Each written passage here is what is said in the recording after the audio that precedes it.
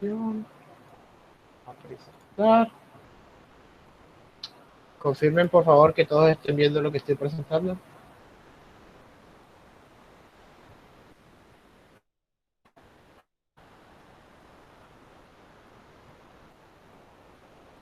Sí se ve. Hola. Sí se ve, se ve. Sí, profe, sí se ve. Perfecto. Entonces comencemos. La temática del día de hoy, muchachos, es que vamos a trabajar acerca de las propiedades de los fluidos. ¿Correcto? Vamos a hablar en general de las propiedades de los fluidos, mientras que en la segunda parte del día de hoy vamos a trabajar lo que es la presión de los fluidos. Entonces, por ahora vamos a iniciar. Ahora bien, vamos a hablar de las propiedades.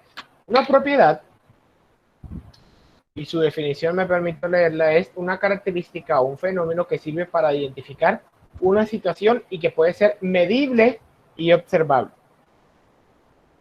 ¿Correcto? Ya la clase pasada logramos definir qué era un sistema.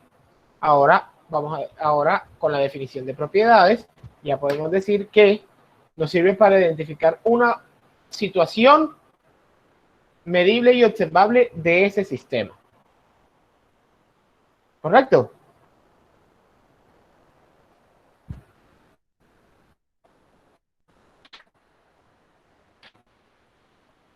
Que se note la emoción de la clase. Excelente. A ver.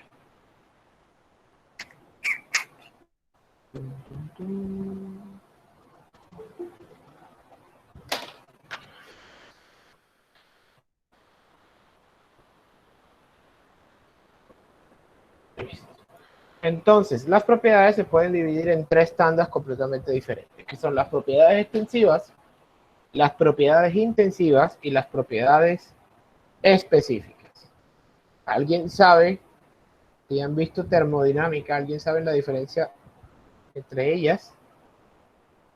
Profe, las extensivas dependen del tamaño y de la masa del cuerpo y la intensiva Correcto, no depende. La específica correcto. no me acuerdo en el momento, la verdad. ¿Tu nombre es? Keilar David. Taylor David, apellido. David es apellido. Ah, ok. David Villadiego, Keilar Estefanía. Sí. Perfecto. Muy bien, Keilar. Las propiedades extensivas son aquellas propiedades que dependen de la masa, es decir, crecen en función de la masa. Las propiedades intensivas son aquellas que no crecen en función de la masa, que son propiedades intrínsecas del sistema. ¿Alguien, quién me da un ejemplo de una propiedad extensiva?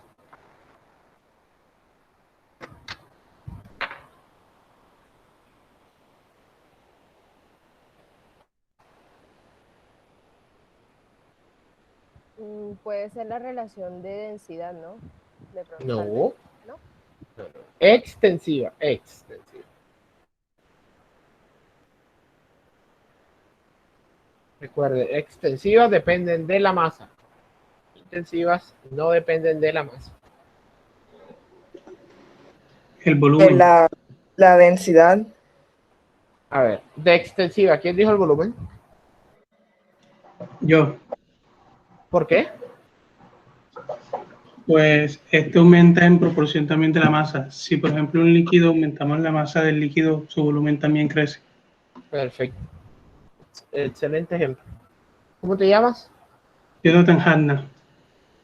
¿Cómo? Jonathan Hadna. Ah,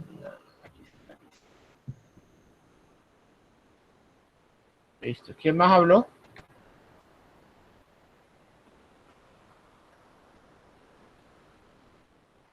Hola. Yo hablé. ¿Sí? Cuéntame. ¿Dijiste? Dije que la densidad, pero no sé si esté bueno. La densidad no es una propiedad extensiva porque la densidad no depende de la masa. Y la fuerza, profe. La fuerza no es una propiedad. Y bueno, hay otra, pero no sé si. Recuerda que la fuerza, ojo, Recuerda, una propiedad tiene que ser una característica o un fenómeno que sirva para identificar una situación. Una fuerza no te sirve para identificar una situación. Ok. Y el ¿Cómo? el punto de ebullición de El un punto líquido.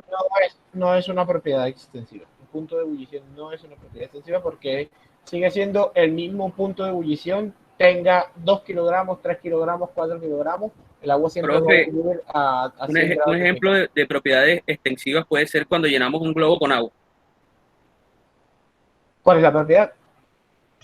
Sí, un ejemplo de eso. Puede ser porque al llenarlo con agua aumenta la masa y el volumen. Correcto, sí. Eso es el ejemplo lo dio el compañero, aumentaba el volumen. ¿Alguien más? Profe, Sí.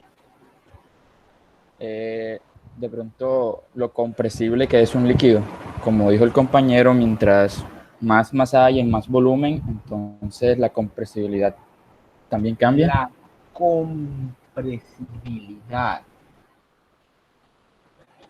La compresibilidad.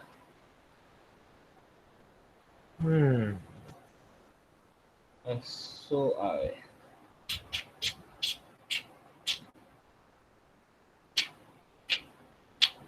La compresibilidad es una propiedad de la capacidad de cambiar su densidad por unidad de fuerza, por así decirlo. O sea que no es una propiedad extensiva. Porque no depende de la masa. Depende del fluido.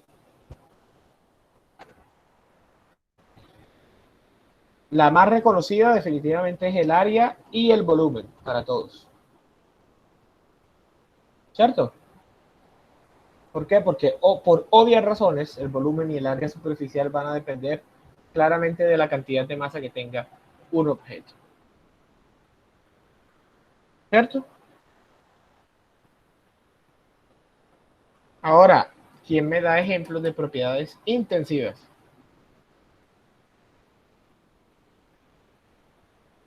Ahora sí la densidad.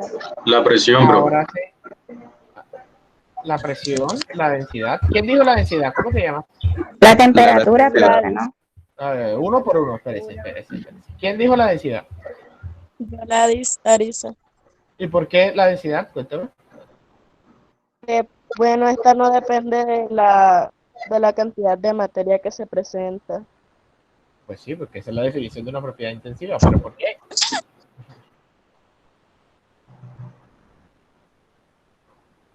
Porque es independiente de la masa. Porque esa es la definición de una propiedad intensiva. ¿Pero por qué? Profe, yo diría que allí en ese ejemplo puesto es porque pues la densidad digamos que de esa materia va a seguir siendo la misma indiferentemente a que agreguemos más masa. Esa es la definición de una propiedad intensiva. Todos me están diciendo la misma definición de una propiedad intensiva.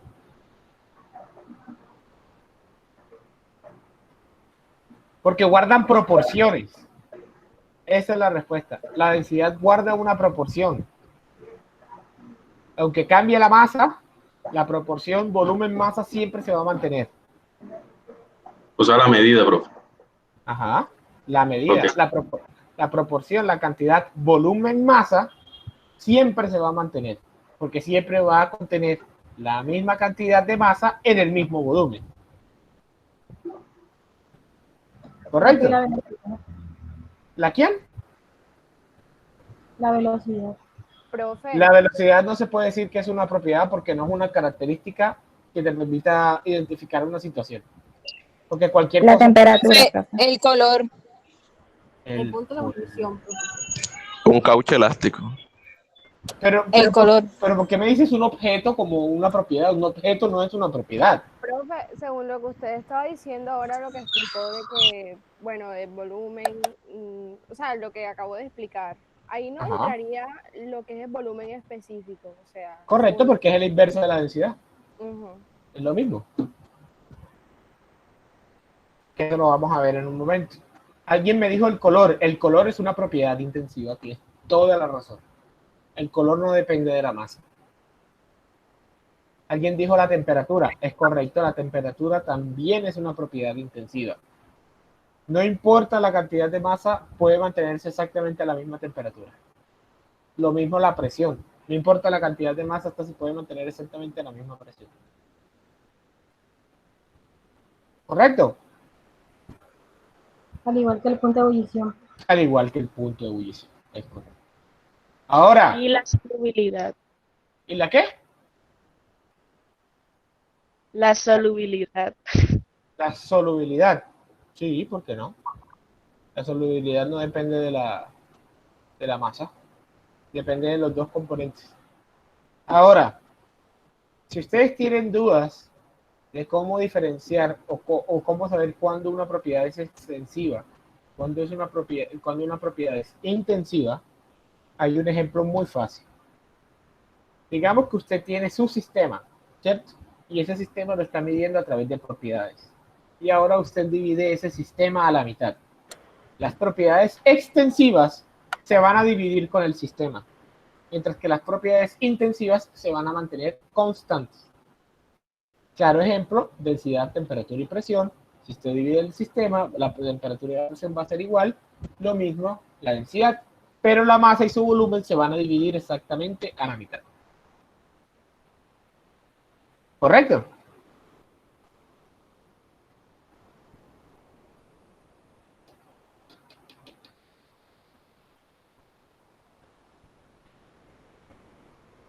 Hola.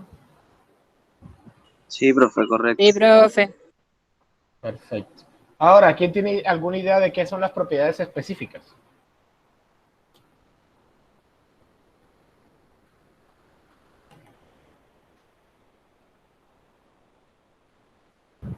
Profe, yo creo que ya no depende si es fluido o no, sino qué tipo de fluido, o sea, de qué material está hecho o qué elemento es.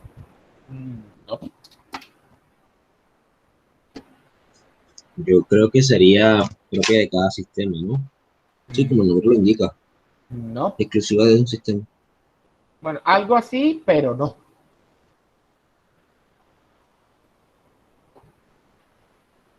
O sea, sí, pero no. No es la definición oficial. Eso no está relacionado con las características, ¿no? Está un poco asociado a las características, pero esa oficialmente no es la definición oficial. Una propiedad específica. Como la característica principal que diferencia los elementos o los materiales. No.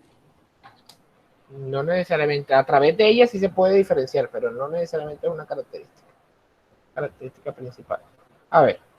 Una propiedad específica, y puede sonar raro, pero son aquellas propiedades extensivas que a través de una razón se vuelven intensivas. Es decir, una propiedad extensiva que a través de algo constante o una razón dependiente se vuelve intensiva. El mejor ejemplo que tenemos es la densidad. ¿Por qué la densidad? Si nos vamos a su propiedad extensiva, sus dos propiedades extensivas son la masa y el volumen. Si tenemos la masa, a través del volumen, pasamos de una propiedad extensiva a una propiedad intensiva, transformándola en densidad. ¿Correcto?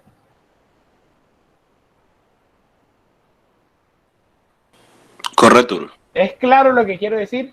Es transformar una propiedad extensiva en una propiedad intensiva. En eso consisten las propiedades específicas. Profesor, una pregunta. Sí, correcto. Y no puede ser, o sea, viceversa. No.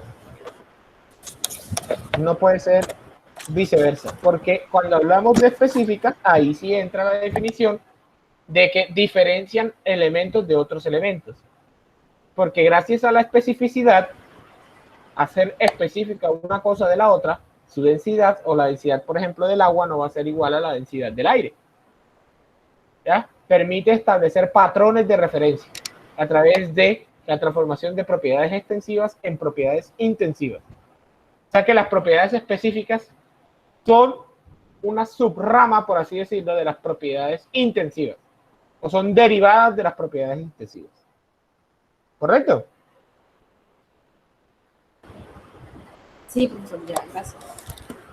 Perfecto. Continuamos entonces. Ahora hablemos de un estado. ¿De qué es el estado? Todo esto se supone que ya lo debieron haber visto anteriormente. ¿Por qué? Porque se supone que ya vieron termodinámica para poder ver este curso. Ahora, estado. Me permito leer las definiciones.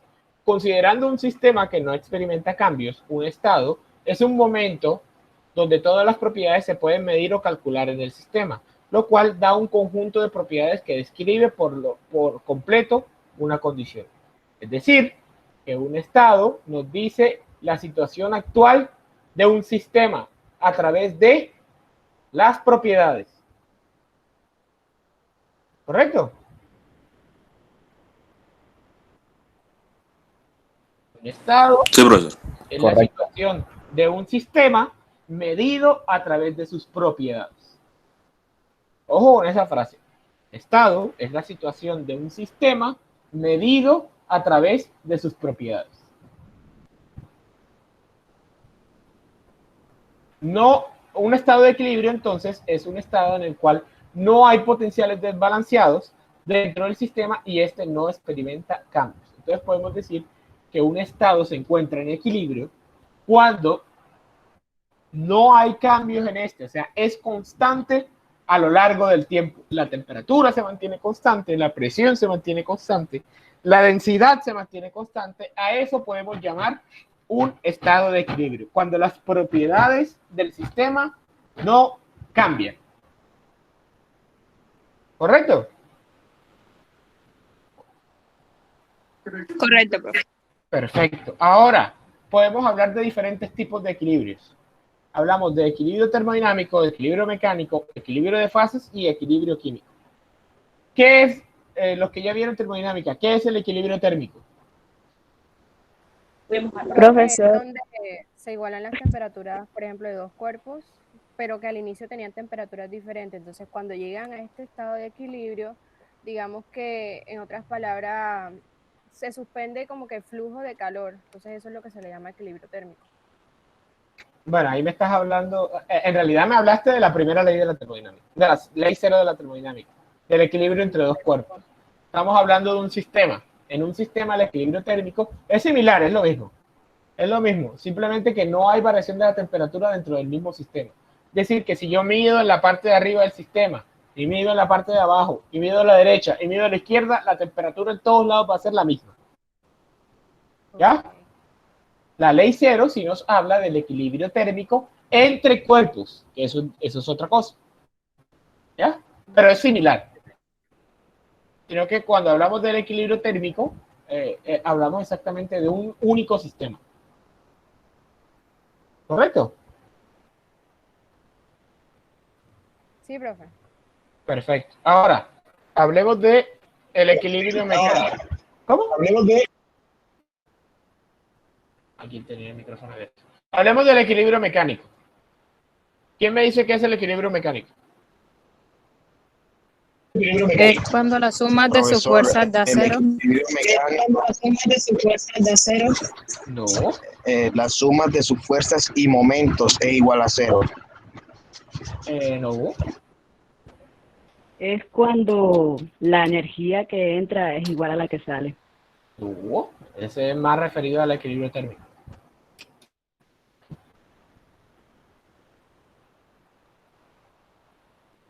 Equilibrio mecánico. Si en el equilibrio térmico hablamos de temperaturas, en el equilibrio mecánico estamos hablando de presiones.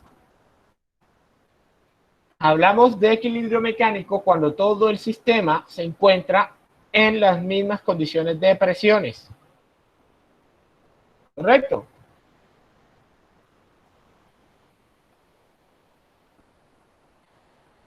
¿Listo? Hola. Sí, señor. Ahora, ¿Cómo vemos un ejemplo de equilibrio mecánico? En sus casas pueden hacer un ejemplo. Intenten poner, o tienen dos bombas, preferiblemente ambas hechas exactamente del mismo material, o sea, que sean exactamente iguales. La diferencia, lo único que puede ser diferente es el color. Usted infla una bomba de un tamaño e infla otra bomba de otro tamaño. Y trate de unir sus boquillas desesperadamente hasta que deje de escaparse el aire. ¿Qué va a pasar? ¿Qué va a pasar con el tiempo con esas bombas? Se equilibran, O sea que van a encontrar el mismo tamaño, ¿cierto? claro, en tamaño. Van a alcanzar el mismo tamaño porque van a igualar sus presiones. Es decir, una parte del aire, la que tiene mayor aire, va a ceder aire a la que tiene menos aire hasta que encuentre equilibrio. Hasta que encuentre un equilibrio mecánico. ¿Por qué? Porque la presión en la bomba 1 va a ser igual a la presión en la bomba 2. ¿Listo? Sí, bro. Perfecto. Ahora, hablemos del equilibrio de fases. Profe, es aquel equilibrio entre los diferentes estados de la materia. O sea, que tenga el fluido con el que estamos trabajando. No, señorita. Falso. Falso. ¿Qué es una fase de la química?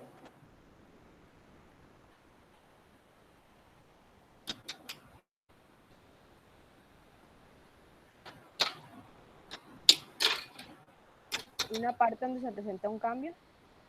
No. Una fase es una parte visible en una mezcla. Recuerden que existen dos tipos de mezclas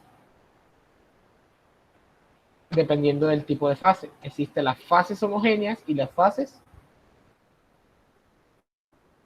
Por ejemplo, si tenemos agua y hielo.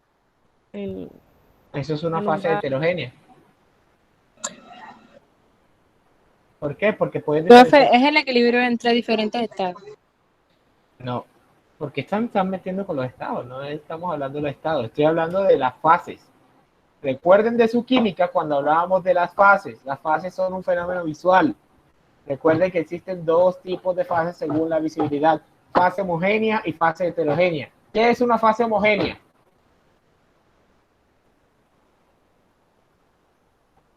Dios mío, su química está terrible. Aquella en la que no se logra. Entonces diferencia los dos compuestos. Cuando hay una mezcla y no puedes diferenciar dónde está un elemento y dónde está otro elemento, porque todo se vuelve una unidad completa.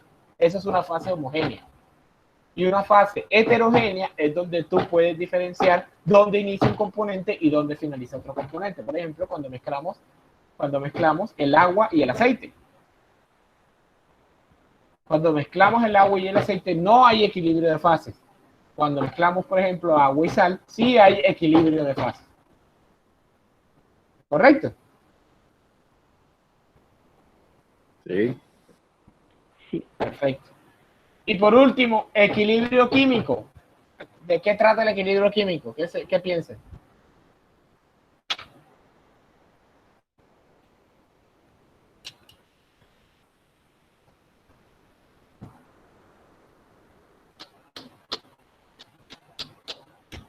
Ya que no responden, pues respondo yo. El equilibrio químico habla de las reacciones químicas. Y hay un equilibrio químico cuando no sobra ni reactivos ni reactantes en una reacción. A eso llamamos un equilibrio químico. No hay gradientes de reacción. Y todo se consume. Eso es un equilibrio químico. ¿Correcto?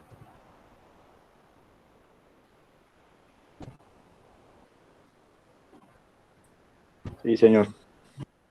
Listo. Ahora continuamos entonces.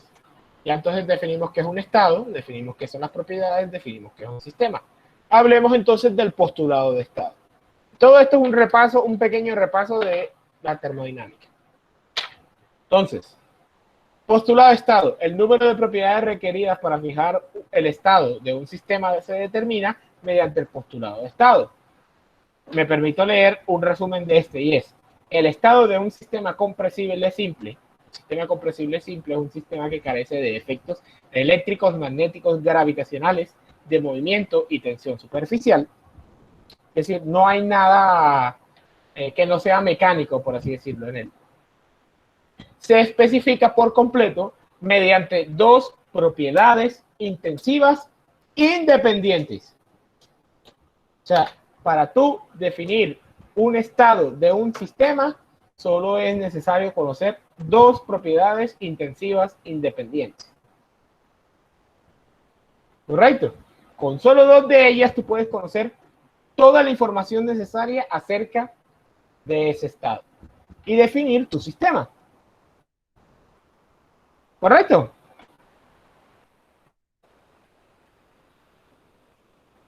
Profe, ¿podría repetir? Nuevamente, el estado de un sistema compresible simple se especifica por completo mediante dos propiedades intensivas independientes. Es decir, se necesitan dos propiedades intensivas independientes para poder establecer un estado, y establecido un estado, poder definir nuestro sistema. ¿Correcto? Por ejemplo, si usted conoce la temperatura y la presión de un gas, usted puede conocer su densidad. ¿Sí o no? Temperatura y presión son dos propiedades independientes e intensivas. Si usted conoce la temperatura y la densidad, puede conocer la presión. Discúlpenme que están llamando aquí al fijo de la casa. Discúlpenme un segundo.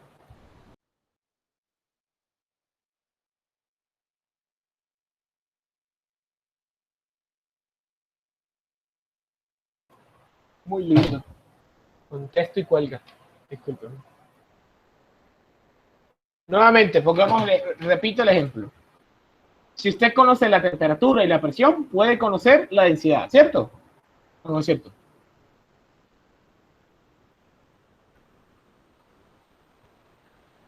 Sí. Si usted conoce la temperatura y la densidad, puede conocer la presión, ¿cierto o no es cierto?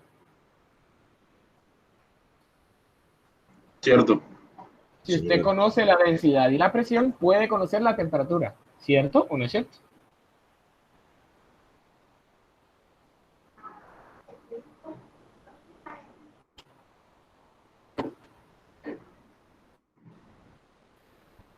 Hola. Hola, hola, hola. Hola, hola, hola, hola, hola.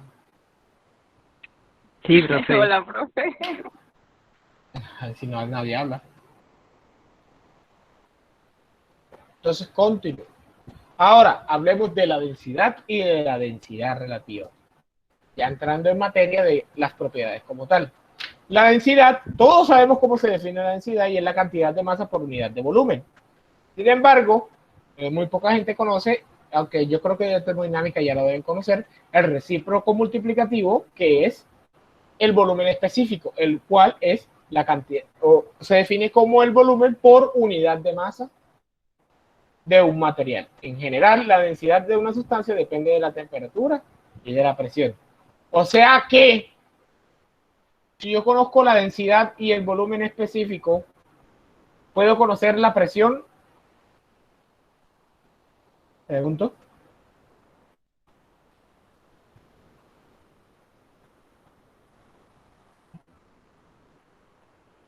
Quien me responda a esta pregunta le doy 2 puntos.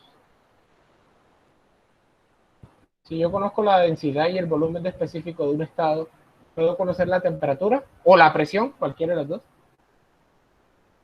Ambas son una propiedad. Yo creo que no.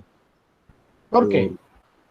Porque por el simple hecho de ser recíprocas, la masa se va a cancelar con la masa y el volumen se va a cancelar con el volumen y es como si no tuviéramos nada. Es como si no tuviéramos nada. O sea, es como si tuviésemos la misma propiedad, ¿cierto? Exactamente, una misma propiedad, solo que inverso. Entonces, eso es lo que nos dice el postulado de estado. Estas son dos propiedades independientes, son dos propiedades extensivas, tal cual, pero no son independientes entre sí. Como estas dos propiedades no son independientes entre sí, tener la densidad y el volumen específico no nos garantiza conocer el sistema. ¿Por qué? Porque la una depende de la otra.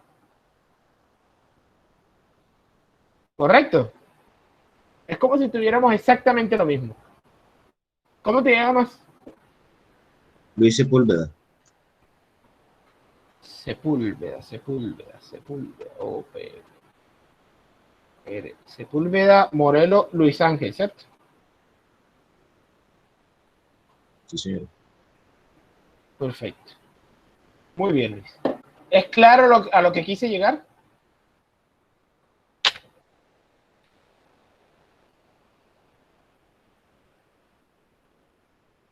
Sí. Listo. Entonces podemos continuar. Ahora, hablemos de la densidad relativa. La densidad relativa o gravedad específica, cualquiera de los dos nombres es exactamente lo mismo, se refiere a una relación que hay entre la densidad de un elemento cualquiera con respecto a la densidad del agua. Y la densidad del agua en unas condiciones estándar, es decir, a 4 grados centígrados y una atmósfera. A 4 grados centígrados y una atmósfera, la densidad del agua es de aproximadamente 1000 kilogramos metro cúbico. ¿Correcto? Ahora, ¿qué nos está diciendo la densidad relativa? Como es un referente con respecto a la densidad del agua, nos está diciendo si un objeto es más denso o menos denso que el agua. Por ejemplo, si evaluamos la densidad relativa del agua, la del agua con ella misma va a ser 1. Por ejemplo, la de la sangre es 1.05, la del agua de mar es 1.25 y así sucesivamente.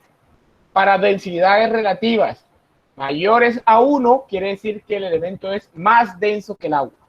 Densidades relativas iguales a 1, quiere decir que es igual de denso que el agua. Y densidades relativas menores a 1, quiere decir que es menos denso que el agua. ¿Correcto? Sí, profesor. ¿Estamos claros? ¿Todo el mundo entendió esta parte? ¿O alguien tiene alguna duda? Entendió, profesor. Perfecto. Podemos continuar. Entonces, recuerden, cuando les digan densidad relativa o gravedad específica, se está haciendo referencia a la densidad con respecto a la densidad del agua. Ahora, hablemos de la densidad en los gases ideales y de las ecuaciones de estado. Cualquier ecuación que relacione la presión, la temperatura y la densidad de una sustancia se llama una ecuación de estado. Todos lo recordamos de química, las famosas ecuaciones de estado de los gases ideales. La ecuación de estado más simple y mejor conocida para una sustancia en la fase gaseosa es la ecuación de estado de gas ideal. Más conocida, PV igual a MRT.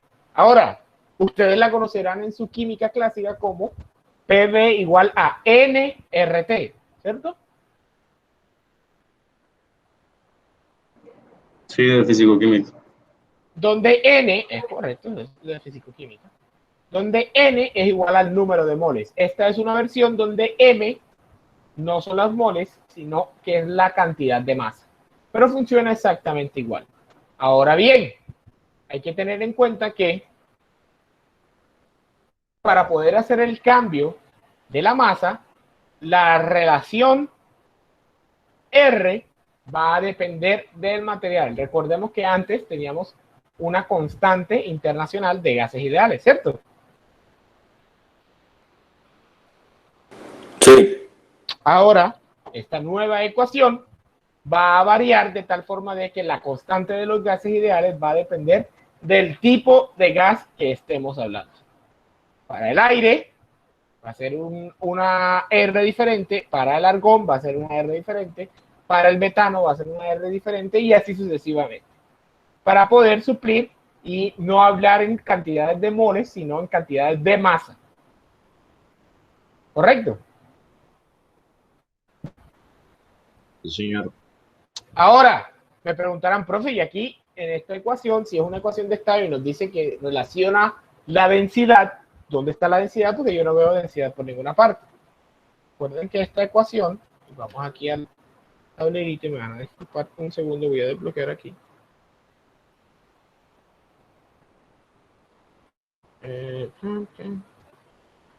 Vamos aquí al tablero. La ecuación de estado nos dice que PV es igual a MRT, ¿cierto?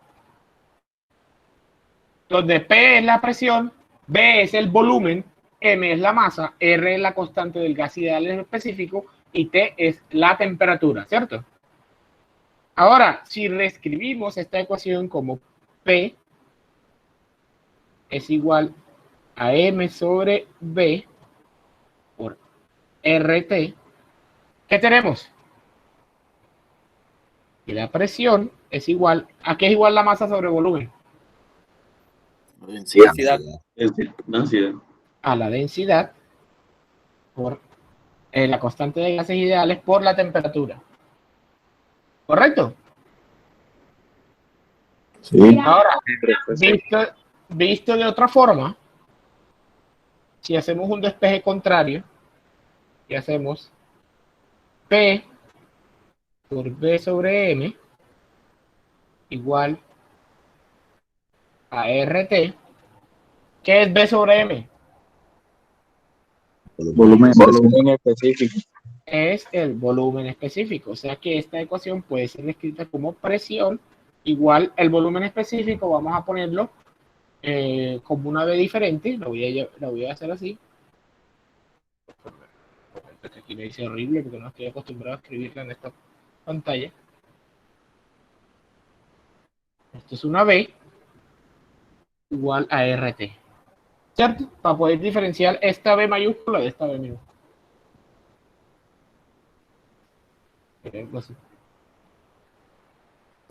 ¿Estamos claros? Entonces, si ustedes ven una ecuación de estado de esta forma, es la misma que esta que se encuentra acá arriba. ¿Correcto? Correcto. Perfecto, entonces podemos seguir avanzando. Ahora, recuerden, las presiones y las temperaturas tienen que ser valores absolutos. O sea que la temperatura tiene que estar en grado Kelvin. O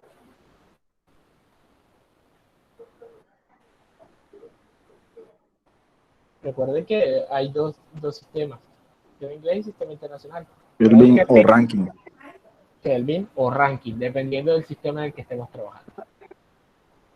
Ahora, existen otras ecuaciones de estado. Un ejemplo de esta es la propiedad de un gas ideal en dos estados diferentes están relacionadas de esta forma, que simplemente es una derivación de la ecuación de estado general. ¿Correcto?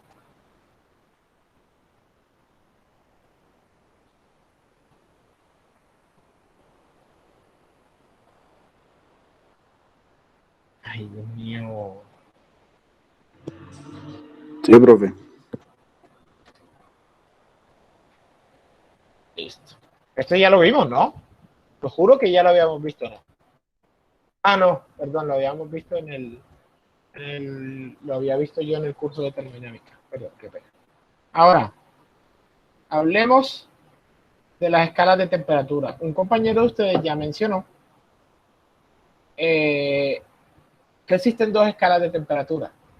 Pero aparte de eso, existen otros, o sea, a ver, ¿cómo les explico? Existen dos formas de medir la temperatura a través de la escala. Está la escala relativa y la escala absoluta. La escala relativa mide todo desde puntos relativos, o sea, desde puntos de referencia previamente establecidos. Y la escala absoluta mide todo desde el cero absoluto. Ahora, cada una de esas escalas tiene formas de medir estos puntos de manera diferente. Está la forma del sistema internacional y la forma del sistema inglés. La escala relativa del sistema internacional es el grado Celsius o el grado centígrado. ¿Correcto? No, ¿qué nos dice esta escala? ¿Por qué es relativa? ¿Por qué se mide con respecto a dos puntos importantes en el cambio de fase de un elemento que es el agua? Se dice que a 0 grados Celsius empieza el congelamiento del agua y a 100 grados Celsius empieza la evaporación del agua. Ahora, en la escala Fahrenheit, estos valores están representados por el congelamiento a 32 grados Fahrenheit y el vapor a 212 grados Fahrenheit. ¿Correcto? Señor. Ahora, necesitamos relacionar estas dos escalas. Vamos a relacionar estas dos escalas de manera muy rápidamente. Listo. Entonces sabemos que en el sistema internacional,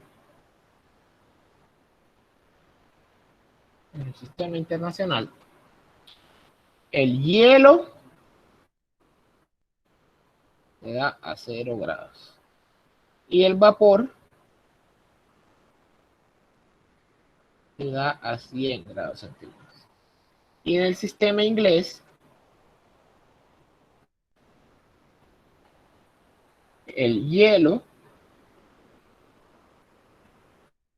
se da a 32 grados Fahrenheit y el vapor se da a 212 grados Fahrenheit. ¿Cierto? Así es, profe. Sí. Perfecto. Ahora, vamos a graficar estos dos valores.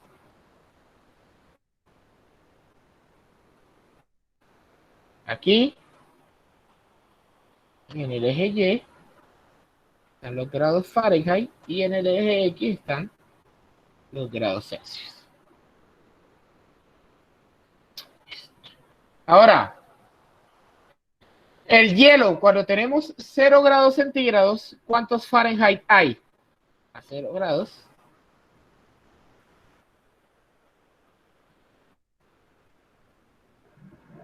El 32.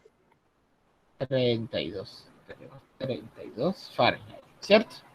O sea que nuestro punto inicial es... Pero eso lo voy a marcar con otro color.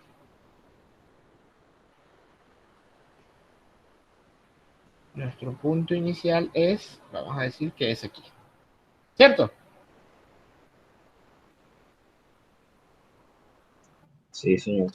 Ahora, esto es a 0, 32. Y ahora, a 100 grados centígrados, ¿cuántos grados Fahrenheit tenemos?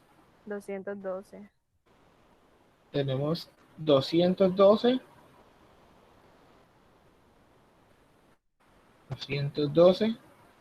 grados Fahrenheit. O sea que eso es más o menos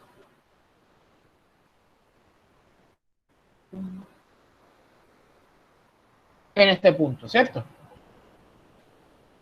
Si trazamos una línea recta, entonces vemos que esto es una línea recta o tenemos una relación lineal de una línea que no pasa por el origen. ¿Cómo es la ecuación que representa este tipo de fenómenos?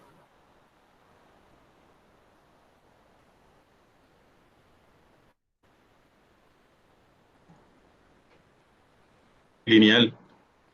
No, en serio, no te lo puedo creer. Sí, eso fue lo que dije, una relación lineal que no pasa por el origen. ¿Cómo es la ecuación que representa este fenómeno? Eso es lo que estoy preguntando.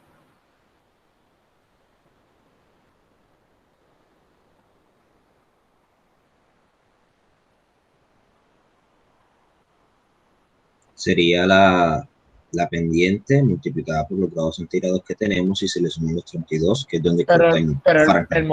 Pero el modelo, ¿cómo es el modelo? A y menos y sub 1 igual a... No, el modelo es y igual a m por x más b. Sí, y. Ajá. Donde m es la pendiente y b es el punto donde la línea corta con el eje de la y. O sea que b es igual a 32, ¿cierto? Así es. ¿Y cuánto es m? 0.55. M 0.55. ¿Seguro?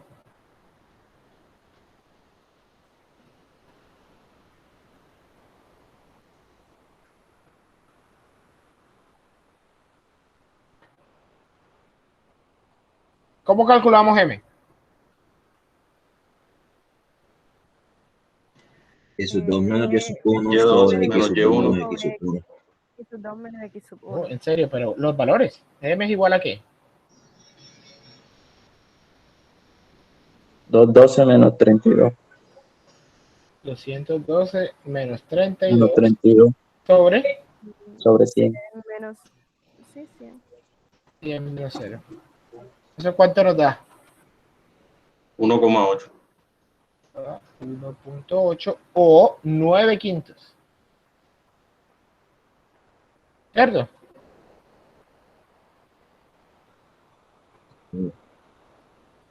Quiere decir que para pasar de Fahrenheit a grados Celsius, obtenemos esta ecuación.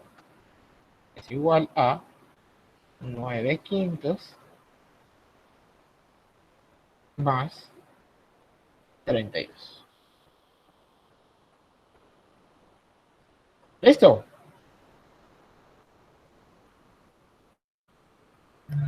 Sí, profe.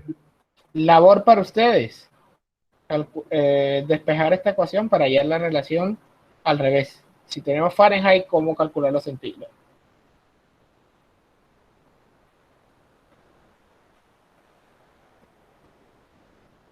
¿Listo?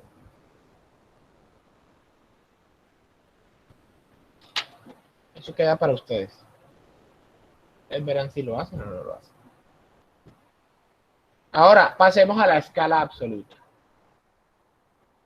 Hablemos de la escala absoluta. Entonces, como su nombre lo dice, mide desde el cero absoluto. Y su segundo punto de referencia es la congelación del hielo. Para el sistema internacional, se mide en Kelvin, en grados Kelvin. Y para el sistema inglés se mide en escala Rankine. Entonces, el cero absoluto se logra a los 0 Kelvin y el congelamiento se da a 273.15. Mientras que en la escala Rankine el cero absoluto es en 0 Rankine y el congelamiento se da a los 491.67 Rankine. Conociendo esto, entonces, ¿qué me puede decir cómo podemos pasar de grado centígrado a grados Kelvin? Sumando 273,15. Correcto. Y de grados Fahrenheit a grados Rankine.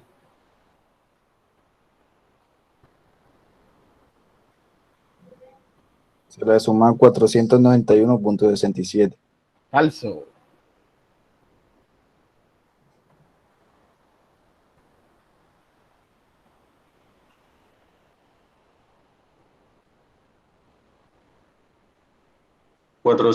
Se le suma 460.67. 460.67.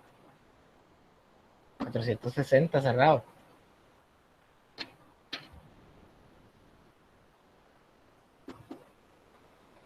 ¿Por qué?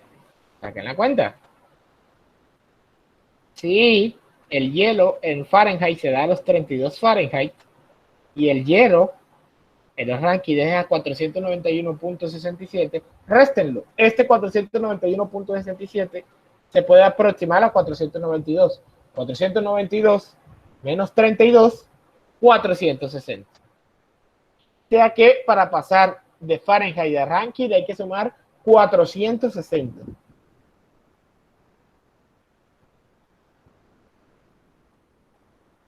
¿Listo?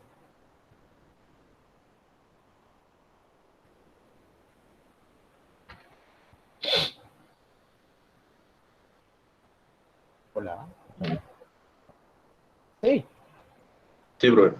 Perfecto. Ahora, otra labor para ustedes.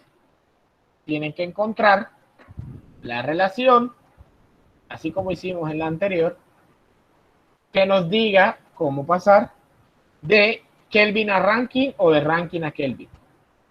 utilizando la misma metodología que hicimos la vez pasada. Bueno.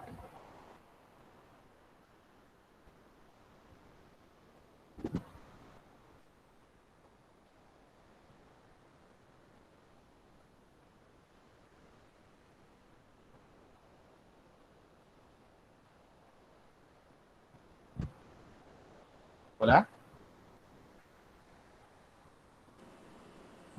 Sí, profe.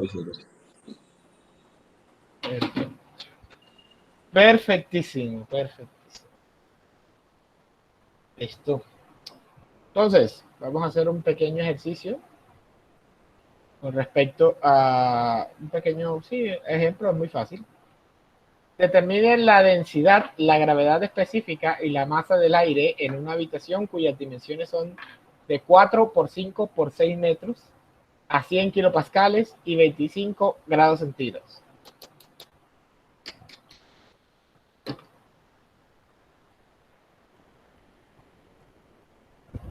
A ver, entonces, ¿qué nos pide? Nos pide la densidad. Densidad. Nos pide la gravedad específica o la densidad relativa. Densidad relativa. La masa.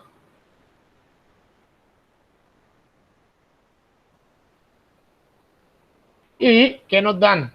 Nos dan las dimensiones de la habitación. Nos dicen que la habitación tiene unas dimensiones de 4 por 5 por 6. 4 por 5, 20. 20 por 6. 120 metros cúbicos, ¿cierto? O sea que nos están diciendo que la habitación tiene un volumen de 120 metros cúbicos. Un segundo.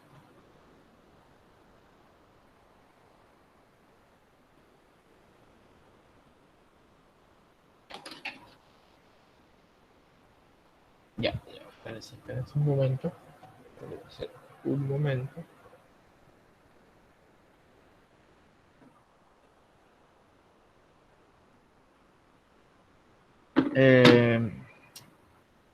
Disculpen que me preguntaron una cosa y me desconcentré. También nos dan la presión, nos dicen que la presión es igual a 100 kilopascales. Y nos dicen que la temperatura es igual a 25 grados centígrados. Por favor, busquen en internet, por ahora en internet. Necesito la constante de el aire, de gas ideal del aire. ¿Por qué les digo que por ahora? Porque quiero que vayan consiguiendo, les recomiendo que lo tengan a la mano y no lo tengan en digital porque se van a pegar un enredor. Que impriman, por favor. Es más recomendable que lo tengan impreso a que lo tengan en digital. Los, ¿eso se llaman los índices? No, los apéndices, perdón. Los dos apéndices del libro de termodinámica, el apéndice 1 y el apéndice 2.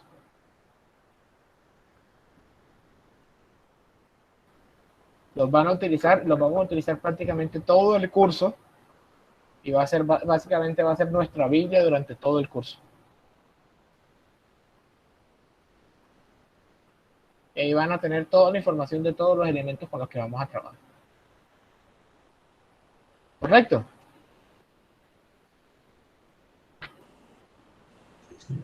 Sí. Por favor, ya encontré. En el libro me aparece 0,2870. 0.2870, ¿qué? Kilojoule, kilogramo por Kelvin. Hay otra unidad, ¿no? No, o solamente aparece eso. Así, kilojoule sobre kilogramo por Kelvin. Kilojoule, kilogramo, Kelvin. Ok, bueno, da igual. 0.28, ¿qué?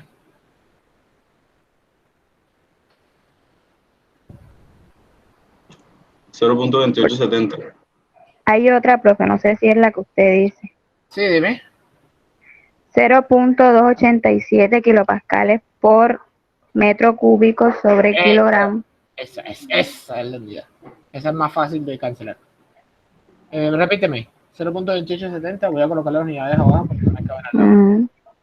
Kilopascales por metro cúbico sobre kilogramo por grado Kelvin. Por grado Kelvin.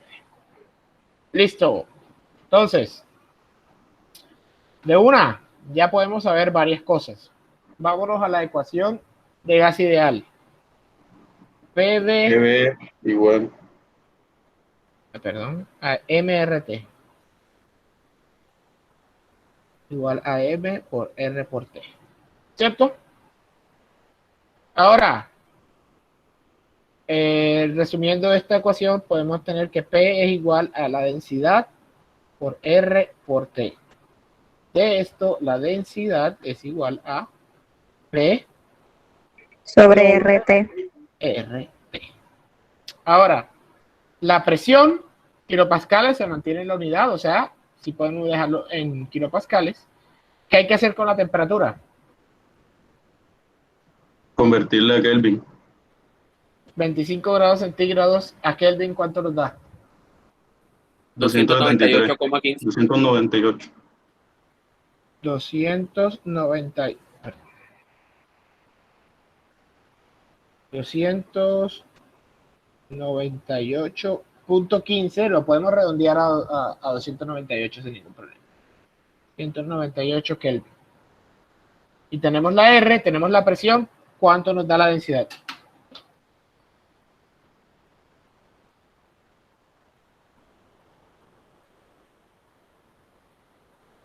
$1.17 kilogramos sobre metro cúbico, ¿no? No sé, los demás confirmen.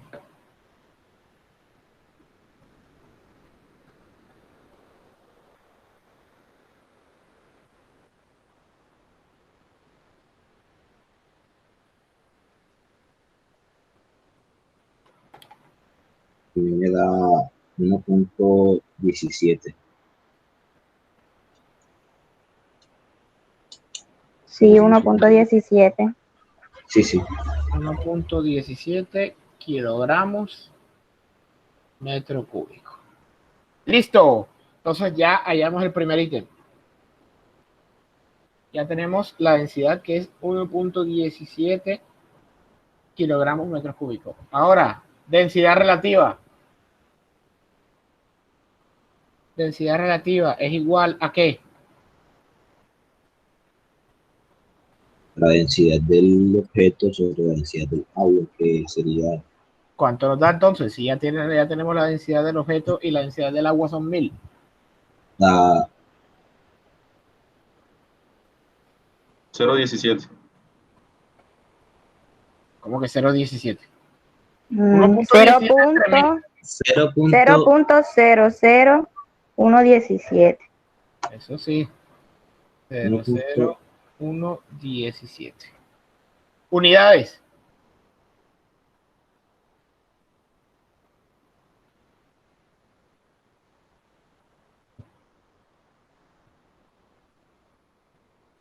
¿Qué unidades queda?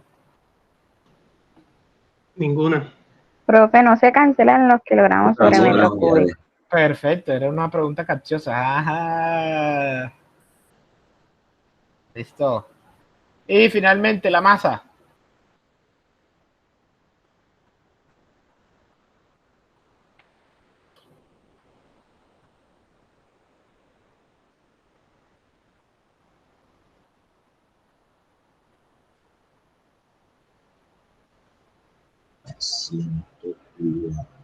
$140 kilogramos. 120. Ah, la masa. 140.4 kilogramos. 140.4 kilogramos. La masa entonces es igual al volumen por la densidad, ¿cierto? Sí, señor.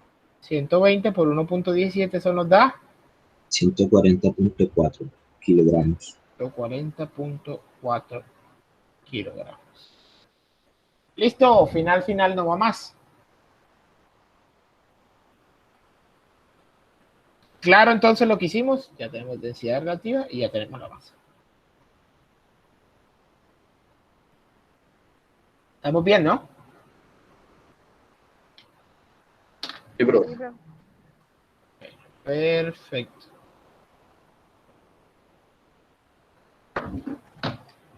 Listo, entonces continuemos. Estos son pequeños conceptitos. Ahora, hablemos de la presión de vapor y la cavitación. La presión de vapor, denominado P sub B, de una sustancia pura, se define como la presión ejercida por su vapor en equilibrio de fase con su líquido a una temperatura dada.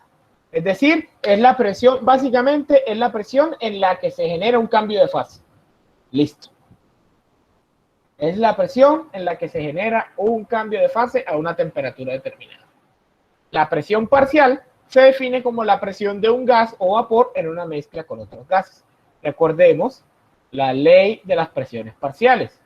Si existen varios gases en una mezcla de gases, la presión total es igual a la suma de cada una de las presiones de los elementos. ¿Correcto?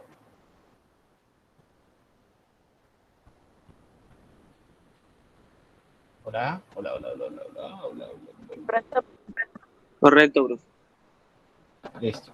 Y finalmente hay que definir una cosa que se llama la cavitación, para que sepan cuando yo les esté hablando de eso. La cavitación es un fenómeno que ocurre en muchas termomaquinarias, y es que ocurre que para los que vieron termodinámica,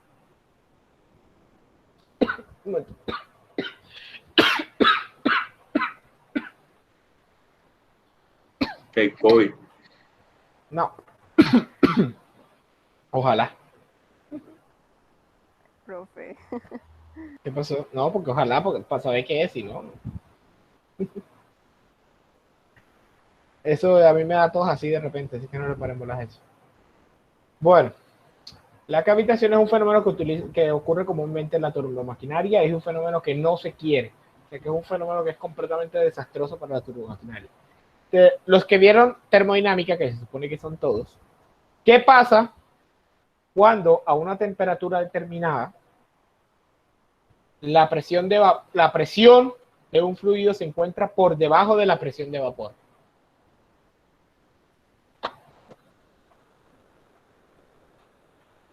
O también se conoce como presión de saturación.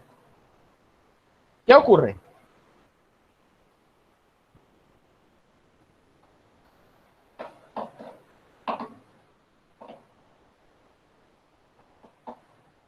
Nadie.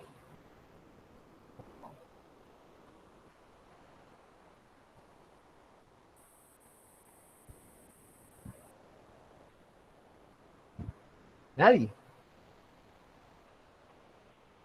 Ustedes no han visto termodinámica, ¿eh? Profe, no explota.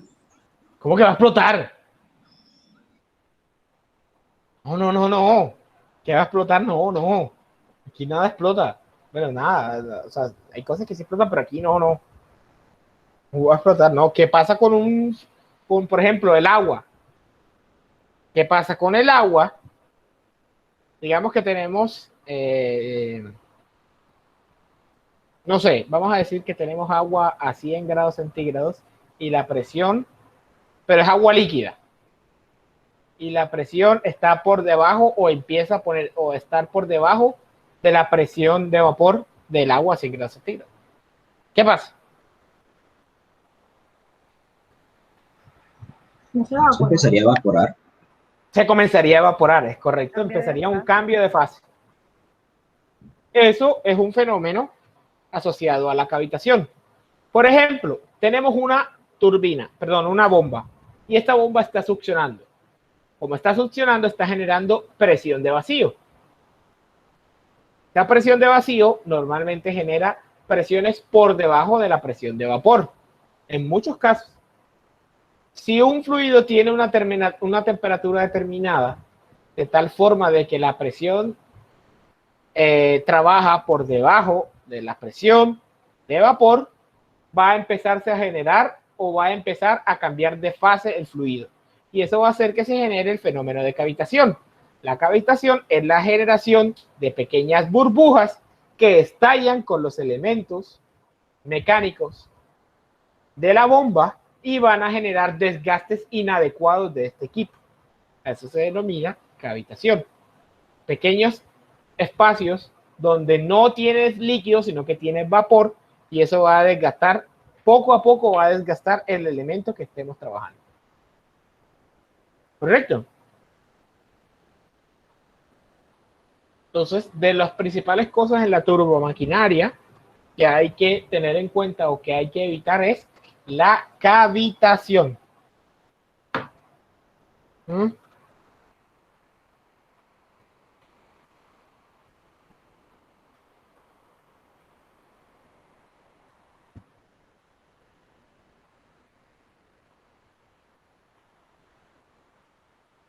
¿Listo?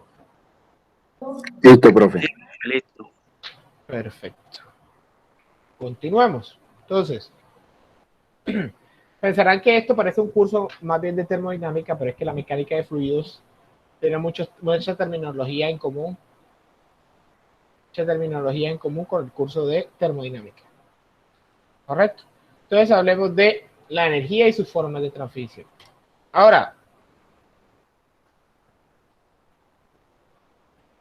existen 3 formas de transferir la energía.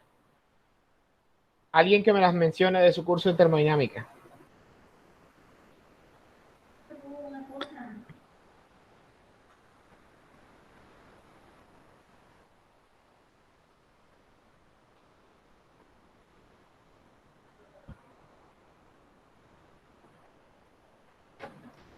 Una de ellas no sería Conducción, convección y radiación. No, falso. Esas son 3 formas de transferir el calor, que es diferente. Energía interna, ¿no? No.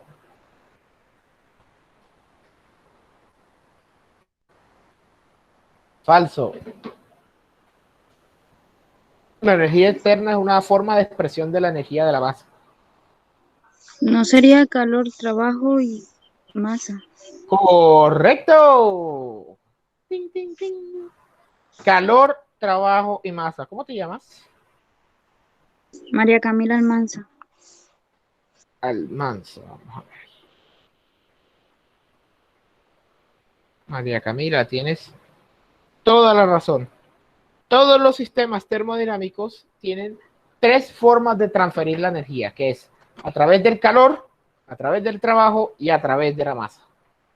La persona que me dijo conducción, convección y conducción, convección y radiación, esas son las 3 formas de transferir el calor, que es lo que se estudia en un curso de transferencia de calor, del cual yo he sido profesor. Se estudia, o sea, la energía como tal, la energía para todo sistema termodinámico se transfiere de 3 formas: calor, trabajo y masa. El calor se define como la forma de energía que se transfiere entre 2 sistemas o entre un sistema y el exterior debido a una diferencia de temperatura. O sea que el motor de la transferencia de calor es la diferencia de temperatura. Si hay diferencia de temperatura, hay transferencia de calor. Si no hay diferencia de temperaturas, no hay transferencia de calor. ¿Correcto? Sí, señor. Un ejemplo, ¿quién me da un ejemplo de transferencia de calor? Por ejemplo, cuando sacamos un cubo de hielo del congelador, como ¿Y quién, dice en la ¿y quién le está cediendo calor? El hielo está cediéndole calor al exterior. No, al revés. El exterior está cediendo calor al hielo, porque el hielo, el ambiente está a mayor temperatura que el hielo. Recuerden, el calor o el sentido de la transferencia de calor siempre se da desde un punto de mayor temperatura a un punto de menor temperatura. Siempre. Y es más, no solo en el calor. Cualquier tipo de energía siempre va desde un punto, siempre se transfiere desde un punto de mayor potencial de energía a un punto de menor potencial de energía. ¿Correcto? Sí. Ahora, el trabajo es la transferencia de energía relacionada con una fuerza que actúa a lo largo de una distancia. Es decir, la transferencia de energía asociada a un movimiento. ¿Correcto? Ahora, ¿quién me da un ejemplo de trabajo?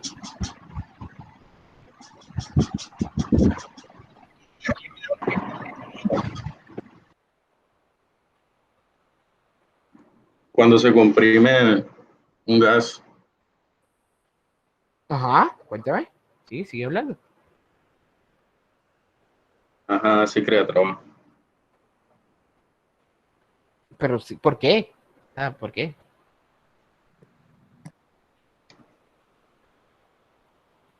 Porque se buscan desplazar las moléculas, ¿no? Porque se buscan acercarse porque se busca acercarse las moléculas y para eso se aplica una fuerza. Y pues el trabajo también puede hacer un cambio de estado, profe, cuando se le aplique esa fuerza a las moléculas. Es correcto, pero eso se ve en termodinámica. ¿Correcto? Y finalmente, masa es la energía transferida a través de un flujo de masa. Recordemos que el señor Albert Einstein llegó a la conclusión de que la masa simplemente es otra forma de expresión de la energía, gracias a su famosa ecuación E igual a mc al cuadrado. La energía es igual a la masa llevada a la velocidad al cuadrado. Y eso nos lleva a la energía transferida a través de un flujo de masa. ¿Correcto? Ahora, un proceso durante el cual no hay transferencia de calor se denomina que es un proceso adiabático. Y el trabajo realizado por unidad de tiempo se denomina potencia. Conceptos que hay que tener claros. Cuando no hay transferencia de calor se denomina que es un proceso adiabático. Cuando el trabajo es realizado por unidad de tiempo se llama potencia. Entonces son dos cosas diferentes, trabajo y potencia. Trabajo es la cantidad de trabajo como tal, la cantidad de energía hecha por trabajo. Y la potencia es la energía en función del tiempo. ¿Listo? El trabajo, perdón, la energía se mide en joules. Y la potencia se mide en vatios. O watts. ¿Correcto?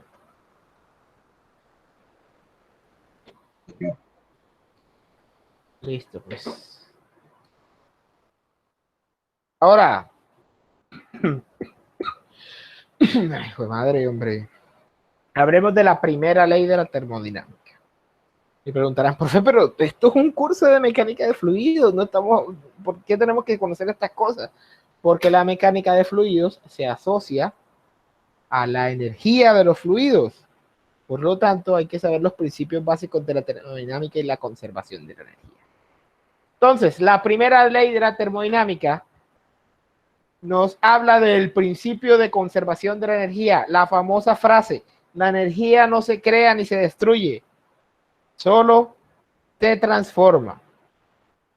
No se puede crear ni destruir durante un proceso, solo puede cambiar de forma. Es el principio fundamental de la primera ley. Para todos los procesos adiabáticos entre dos estados determinados de un sistema cerrado, el trabajo neto realizado por el mismo, sin importar la naturaleza del sistema cerrado ni los detalles del proceso. Es decir, que no importa los detalles del proceso ni importa el trabajo, sino que importa la cantidad que éste genera y hacia dónde se dirige. O sea, a mí no me interesa de dónde viene o de dónde proviene. A mí me interesan las transformaciones que genera esto. ¿Correcto?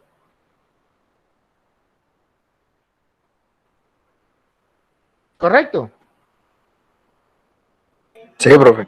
Ahora, Sí, profe. La primera ley de la termodinámica nos habla de transformación de la energía. Ojo, no de la energía, la transformación de la energía. ¿Cómo cambia en un cuerpo? ¿Correcto? Ahora, para eso es necesario tener en cuenta conceptos como la energía total, que es la cantidad de energía que contiene un sistema en un estado determinado. Ya definimos qué es estado, ya definimos qué es sistema y ya definimos cómo medimos un estado a través de sus Propiedades. intensivas. Correcto, a través de sus propiedades. Entonces, la primera ley habla del cambio de la energía. Ahora, hablemos de la viscosidad y creo que con viscosidad y tensión superficial terminamos por hoy. Ahora, hablemos de la viscosidad. ¿Qué les ha ocurrido alguna vez? Y es la pregunta. Creo que todos alguna vez en la vida hemos intentado en una piscina caminar debajo del agua, ¿no? Sí, bro. Sí, ¿Y qué tal? ¿Fácil, difícil? difícil. Ok. ¿Por qué es más difícil y por qué no es tan difícil como en el aire?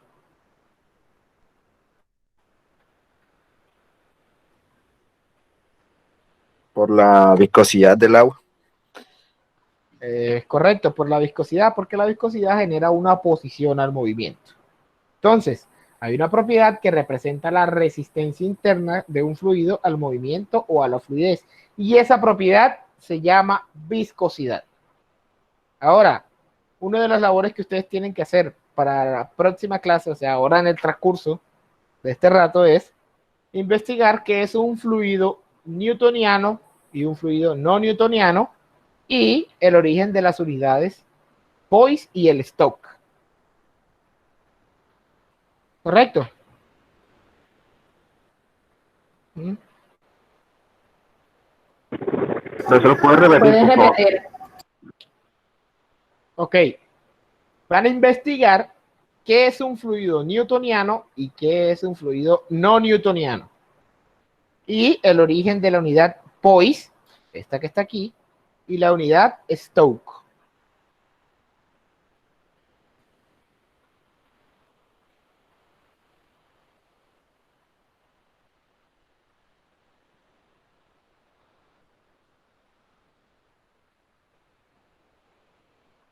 Profesor, el origen de... ¿Puedes repetir, por favor? El origen de la unidad Poise, aquí está escrito. Es más, esto rojo que está aquí. Investigar qué es un fluido no newtoniano y no newtoniano y el origen de la unidad Poise.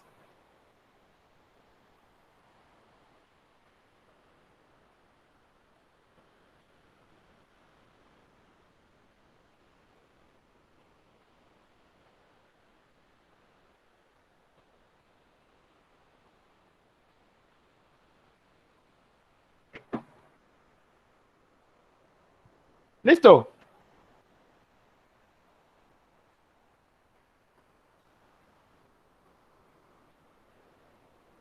Listo, profe.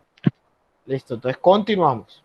Ahora, en el flujo unidimensional, ya sabemos que es un flujo unidimensional porque ya lo hemos hablado aquí, ¿cierto?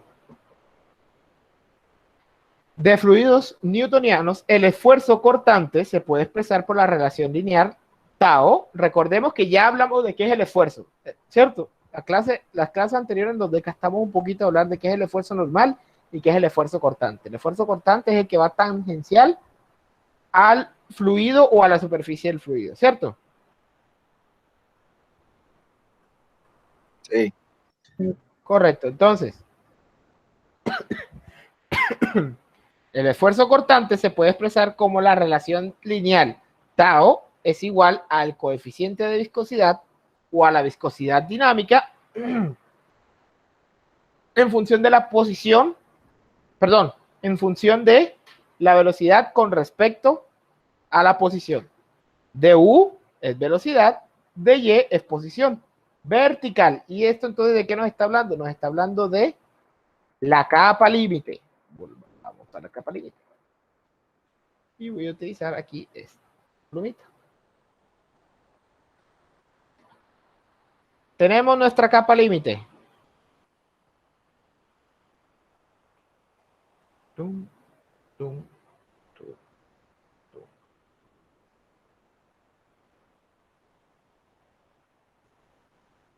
¿Cierto? ¿Qué nos dice? Sí, bro.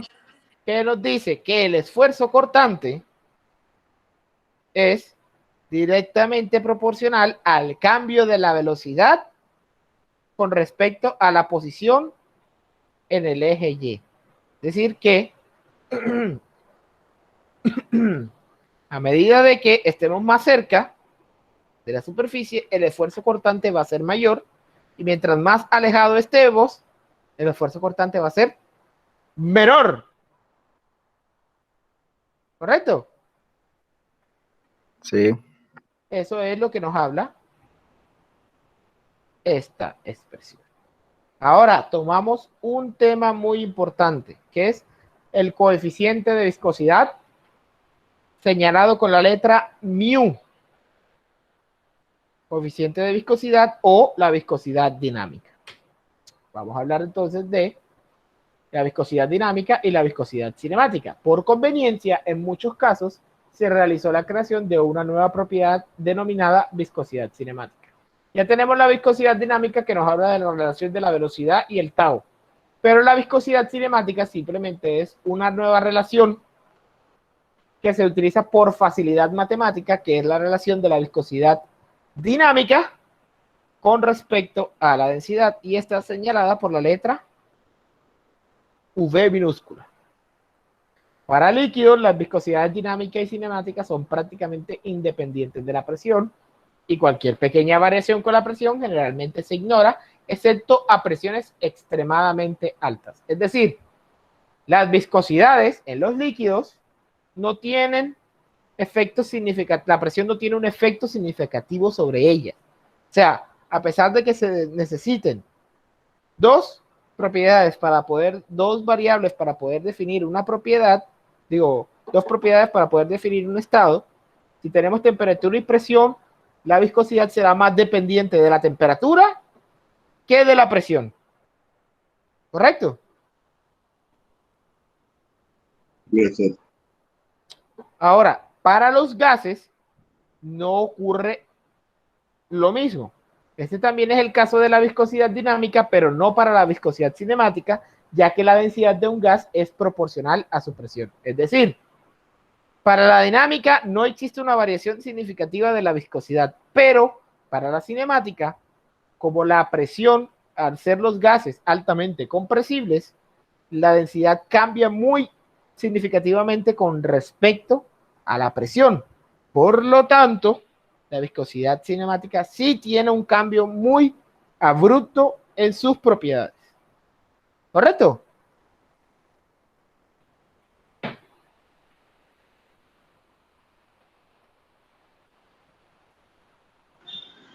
Claro, correcto, profe.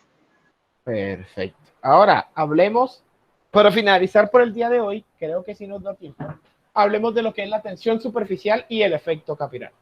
Pero para terminar por la sesión de ahora, porque en la tarde tenemos otra vez. Ahora,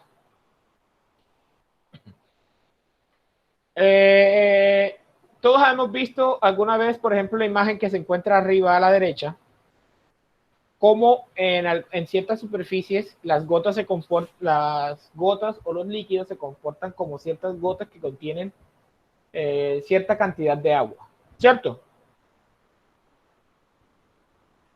Y simplemente la superficie del líquido se comporta como una suerte de aislante entre el ambiente y la cantidad de agua que hay en el interior, ¿cierto?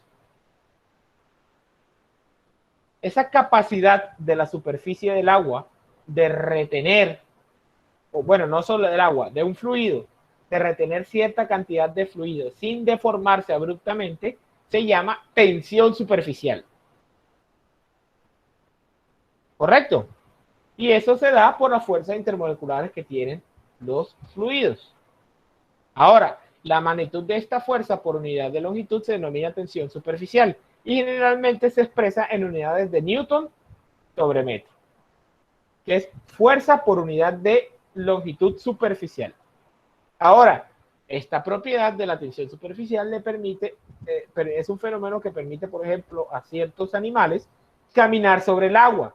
Si ven, por ejemplo, ahí tenemos un insecto que se encuentra sobre el agua. ¿Correcto? Sí, señor. Perfecto. Ahora, la tensión superficial varía mucho de una sustancia a otra y con la temperatura de una sustancia dada. No es lo mismo la tensión superficial del agua a la tensión superficial, por ejemplo, del mercurio. ¿Quién ha jugado con mercurio aquí? ¿Alguna vez en su vida? Cuando se rompía el termómetro, cogía, pero no sabía lo peligroso. Ahora, ¿qué pasa cuando se rompe el termómetro en el suelo? Salen un poco bolitas, ¿cierto? Bacano. Claro. Pero son bolitas que se ven grandes. O sea, si tú comparas bolitas como las que se forman con el agua, las del mercurio son supremamente más grandes. ¿Cierto? Claro, claro. ¿Qué quiere decir eso? Que la tensión superficial del mercurio es mayor Que la del agua. que la del agua, porque tiene la capacidad de retener más líquido. Discúlpenme que estaba sonando otra vez el teléfono. Ay. Discúlpenme un segundo.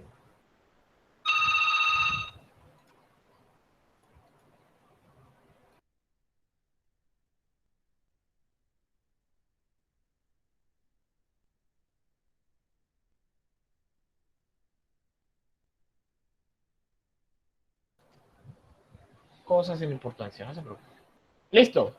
Entonces ya hablamos de la tensión superficial, ¿cierto? Ay, Dios mío. Discúlpenme otra vez.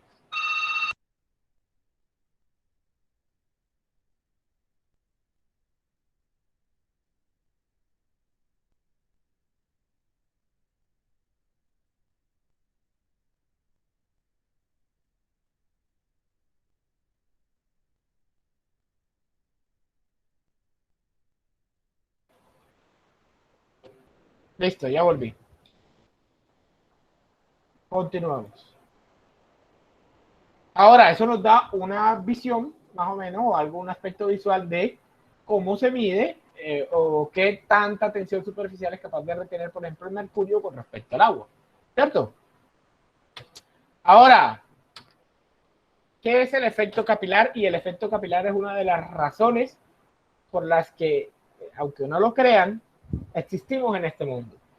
Porque es gracias a eso que las plantas se pueden alimentar del suelo. El efecto capilar es la subida o bajada de un líquido en un tubo de diámetro muy pequeño, que se conoce como capilar, insertado en el líquido. Esto es un efecto colateral de la tensión superficial. ¿Por qué es un efecto colateral de la tensión superficial?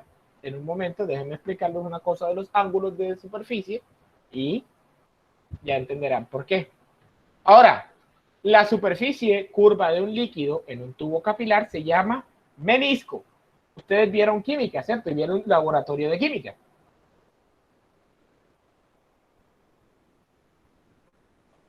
Claro, profe. En el laboratorio de química, cuando ustedes hacían mediciones con las pipetas de graduación, veían que se formaba una curvita de agua, ¿cierto? En la parte de arriba. Que tenía un ángulo hacia abajo, así, que era exageradamente así. Una U, por así decirlo. Y esto era agua, ¿cierto? A ese elemento, esto que está aquí, esta curvita, esta forma, se le denomina menisco.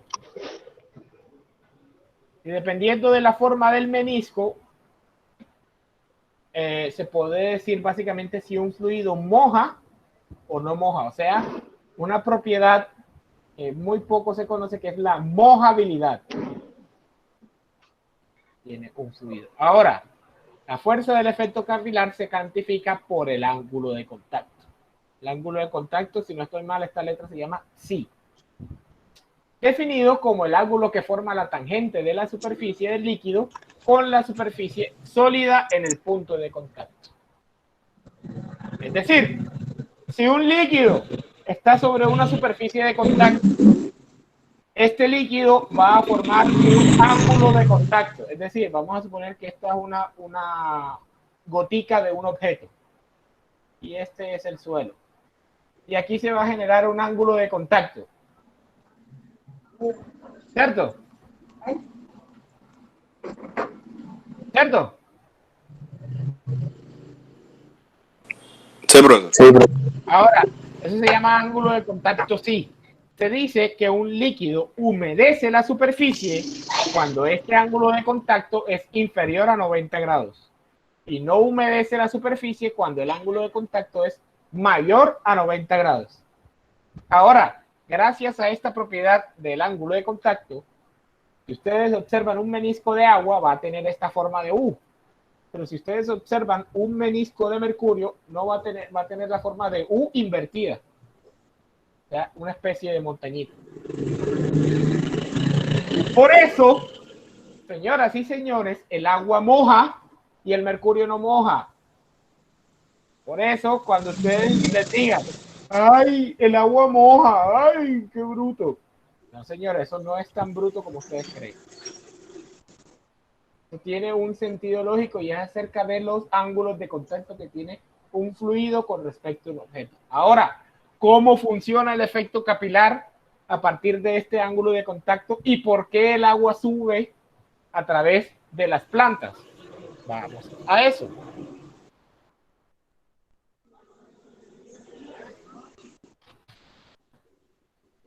Vamos a eso. Listo. Espérenme. Vamos acá. Me meto aquí. Más. Basta.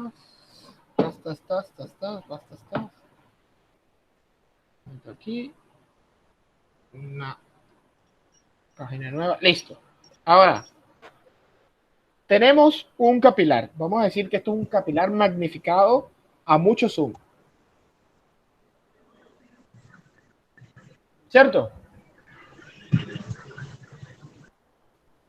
En ese capilar hay agua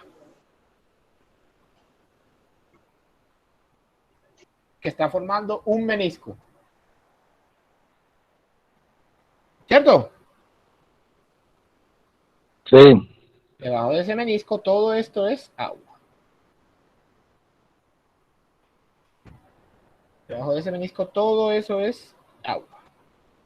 Listo. O sea, literalmente esta agua está colgando de este menisco. ¿Es o no es? Sí, señor. O sea, hace que esta agua está ejerciendo un peso hacia abajo. ¿Es o no es? Ahora, ¿de dónde se sujeta esto? Se sujeta de las paredes del menisco por efecto de la viscosidad. ¿Cierto? O sea que de las paredes del menisco salen dos fuerzas en diagonal cuyo ángulo de contacto es el ángulo psi. ¿Correcto o no correcto? Sí, profe. No, profe. ¿Cómo? ¿Puede repetir, por favor? Listo. Vuelvo entonces. Listo. Estamos en el que hay agua en un capilar, ¿cierto?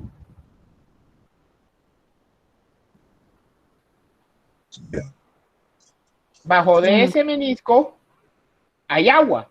Esa agua está generando un peso sobre ese menisco, ¿cierto? Hay una fuerza que es el peso del agua sobre ese menisco. ¿Correcto? Sí, bien. Vamos bien hasta ahí, ¿cierto? Ahora, ¿desde dónde se está sujetando ese menisco? Se está sujetando de las paredes del capilar. O sea, de este punto y de este punto. ¿Cierto?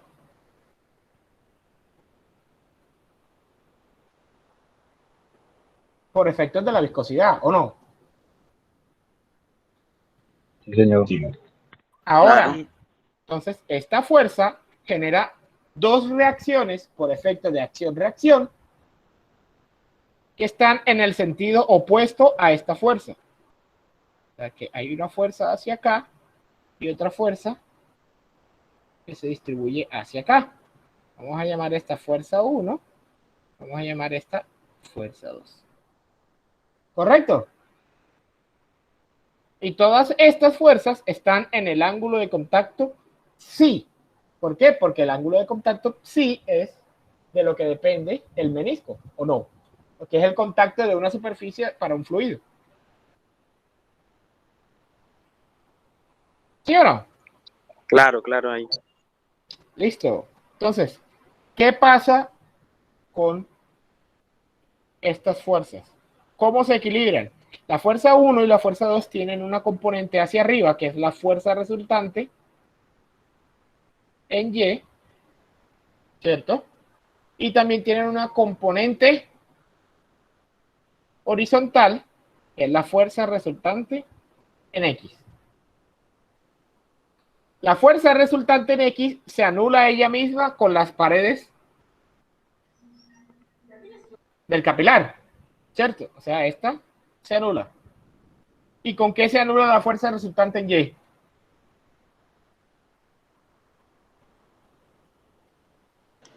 Con la fuerza que va hacia abajo de W. Esta fuerza resultante en Y tiene que ser igual al peso. Eso no es. Sí, señor. Ahora, estas fuerza 1 y fuerza 2 son la tensión superficial que hay en el agua. Sí, la fuerza resultante en Y a causa de la tensión superficial es mayor que el peso por debajo del menisco, ¿qué va a tender a hacer esto? Va a tender a Subir. Si el peso es mayor que la tensión superficial, va a tender a bajar. Por eso ocurre, por eso las plantas se pueden alimentar del agua que se encuentra en el suelo. ¿Por qué? Porque la tensión superficial del agua es tal que en los capilares de ellas es capaz de elevarse a causa de la tensión superficial del agua. Y por eso sube el agua. ¿Correcto? Sí, señor. Señor. ¿Estamos claros entonces cómo funciona la tensión superficial? Profe, una pregunta. Sí. Digamos, ¿de qué diámetro debe ser capilar para que pueda hacer mayor la tensión superficial que el peso? Uy. Podemos hablar de nanómetros. Ah, ok. Nanómetros o micrómetros. Por eso es que cuando tú abres una mata por dentro, tú no alcanzas a ver tubitos. Porque no los vas a ver visualmente. ¿Ya? Listo. Sí, señor. Gracias. Listo. Entonces, muchachos, por el día de hoy, creo que hemos, bueno, por la sesión de ahora de la mañana, hemos terminado. Voy a detener la grabación y voy a pasar